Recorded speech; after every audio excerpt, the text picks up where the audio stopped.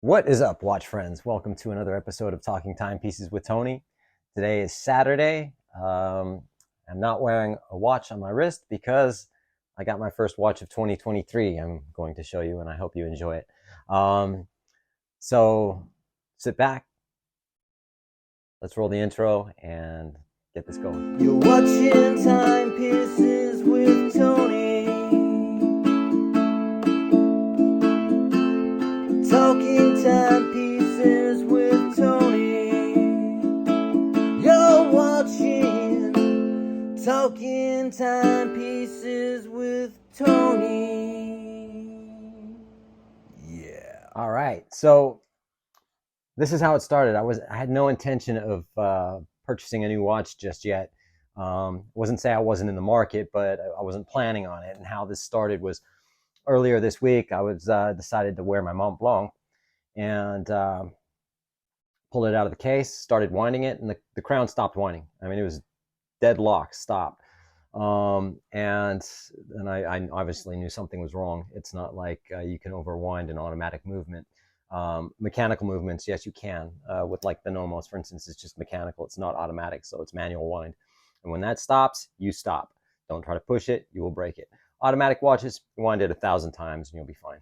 And anyway, so it stopped winding. I was like, oh, that kind of sucks. And I wasn't bummed out really. I was just like, well, I mean, I was a little bit bummed out, but I wasn't a big deal, you know.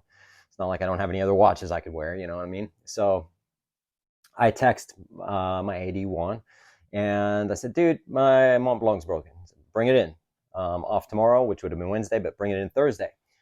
No problem. So packed it up, even took the deployant clasp off of it and put the regular buckle back on it, just so, you know, I had it all stock and regular. And even on Wednesday night, I checked it again, and still the crown was stuck. I'm like, all right, yeah, there's definitely something wrong. I even shook it, and you can always hear the movement in most automatic watches, not so much Rolex, but anyways, and something was wrong with it, you know. So I was like, okay, I brought it in. Thursday, I get to Bindi, and Juan takes it out. He starts whining it. It's working. I was like, you fucking kidding me, really? And so gives it to the watchmaker. Watchmaker goes, there's nothing wrong with this watch. I'm like, dude, I'm not crazy. Well, maybe I am crazy, but I'm like, I know watches. I know that there's something wrong with this watch. He's like, I believe you. There was no, you know, no question that he didn't believe me. I just thought, well, how ironic is that, you know?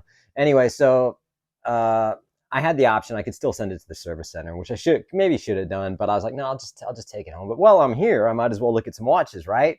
And so I asked him what he had with Rolex and if he had the date just I was looking for, and he didn't have the specific date just, but he had anyway the Sprite, GMT Master 2 left hand. Now I'm left-handed. I wear my watch on my right hand. Most left-handed people do wear their watch on the right hand. So I did try on the Sprite, and I didn't like it. It's just, it was a little awkward for me to wear it. And I just thought, no, I don't like this. And so, nah.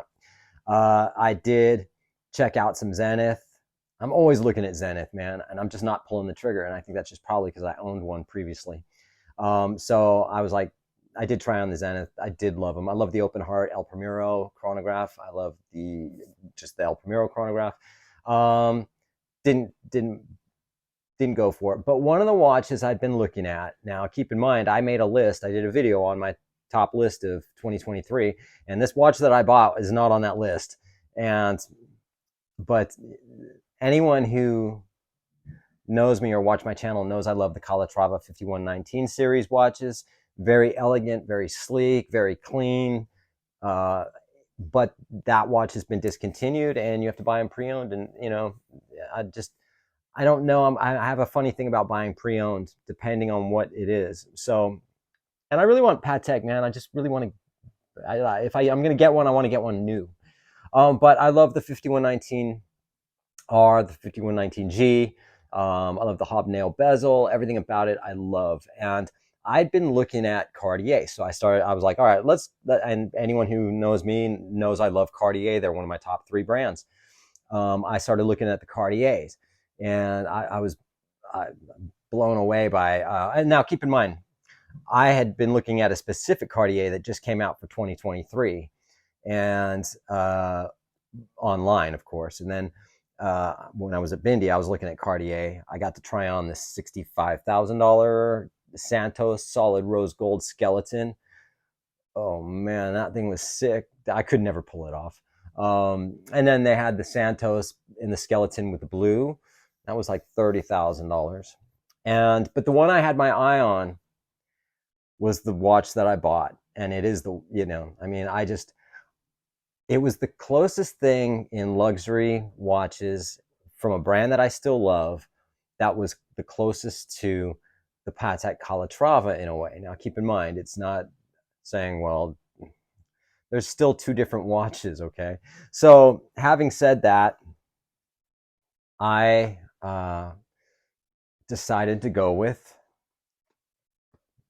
a Cartier. And the thing is that, again, with the Calatrava, it's 36 millimeter, the 5119, and just super clean. And I just love that look. But I wanted to get a brand new watch, which is what I do. I buy the brand new watches. So I bought this Cartier. Let's open the box. I'm sorry. I hope this wasn't too long before I get to the watch. I don't want to try to, I don't know, whatever it is. Oh shit, it's just already opened. Let's just close it again. So here it is. I don't like the Cartier boxes too much. Never have.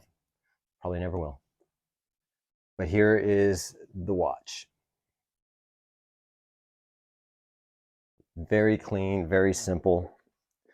Let's take this out. Now keep in mind, they had a 40 millimeter and they had a 36 millimeter.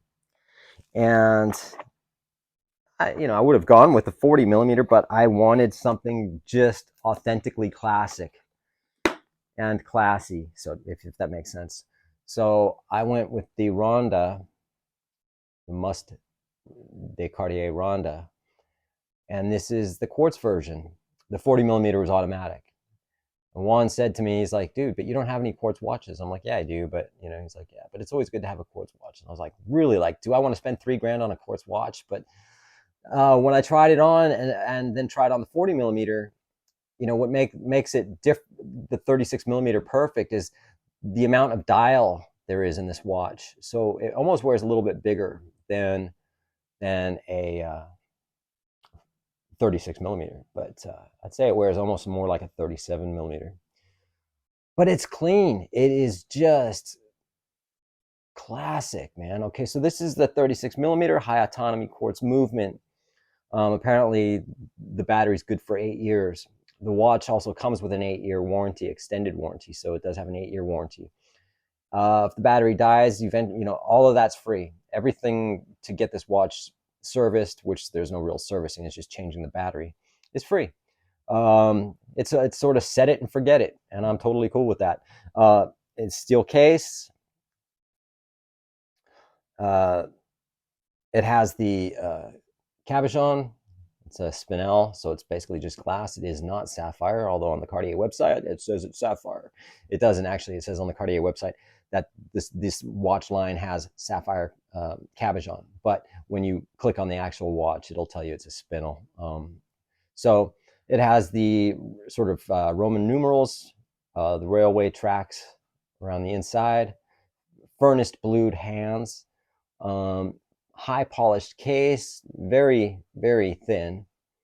The strap, they call it non-animal something or other, so like a vegan strap. I don't know. It's okay. I'll probably put an alligator strap on it or something. But sapphire, slightly domed crystal. Did I say blue furnished hands? Sandblasted silver dial. It's almost white, but it's kind of gray, depending on the light you look at it. It's a beautiful watch. And it also has like a reverse crown guards. I don't know if you can see that. Put it this way. So instead of the crown guards going up, like on watches you have the crown guards that go up like this and then the crown's in the center, the case dips down like this on both sides and the crown is there. So it's a beautiful watch. Now it's again 36 millimeters, so it's just really super, classy. It's a beautiful dress watch. However, you can wear it with jeans and you can wear it with a t-shirt, because that's what I'm doing. And I love the watch. And it's everything that I was sort of looking for in the style of watch that I was looking for, whether it be a Calatrava or the Cartier. Again, it's just super clean, super simple. Again, sword style hands, and it's very elegant. And at 36 millimeter, I think it fits. It wears well. It doesn't look too small on me. Whereas that's what I was worried about. But when I tried them on when I was in the AD, even one would have said before that a 36 is too small, but he even tried it on and tried on the 40 and was like, he was like, damn, yeah, I like this. So it was good. And I'm like, I just want to make sure, that anyway, so I bought the right watch, I think. And I do like it. And I've been wearing it for the last couple of days. And cool thing is, when I was in there, his manager was in there, and his manager was, his name's Victor, was the one who sold me my Submariner. Although Juan got it for me, but he was sick the day that I went in to pick it up. And so he was there. So I talked to him for a minute, said hi. After I purchased this watch, Juan called me later in the evening, and he said, my manager really liked you, down to earth, whatever the hell it thing, whatever it is. And I was really stoked. He goes, listen, man, we're going to get you the Batman or the Batgirl. Which one do you want? Or will you take either? I was like, yeah, man, that's awesome. So I am going to be getting a Batman or a Batgirl this year. So having said that, it was really nice. They're going to be sending me also a gift, which is, I think he's going to send me a Cartier wallet, which is really cool. I should do a video on just gifts that you get when you spend money at these ADs, because you can get some nice stuff. I know the women that do their handbag shit and all their stuff that they do on their line, they all love that stuff. Guys love this stuff too, man. Don't say you don't. I don't want a gift. I just want the Rolex, man. You tell me you don't want a fucking beautiful Rolex pen, or a Rolex hat or a watch roll. Anyway, so all right, so this video is getting a little bit long. I do appreciate everyone who likes and subscribes. Please continue liking and subscribing. I know that my subscriber count is gone down, not going up like it used to. I don't know if that's just my shit content, or if it's just where people are getting too busy now and they're not subscribing. But I appreciate it, and just the viewers that I have. You guys are awesome. And the WN below me, when you commented, oh shit, did you go out and buy a Calatrava? Oh, I got the closest thing I could to it, man. So this is my first watch purchase of 2023. And again, I appreciate it. So you guys take care, and we'll talk to you. We'll see you on the next one.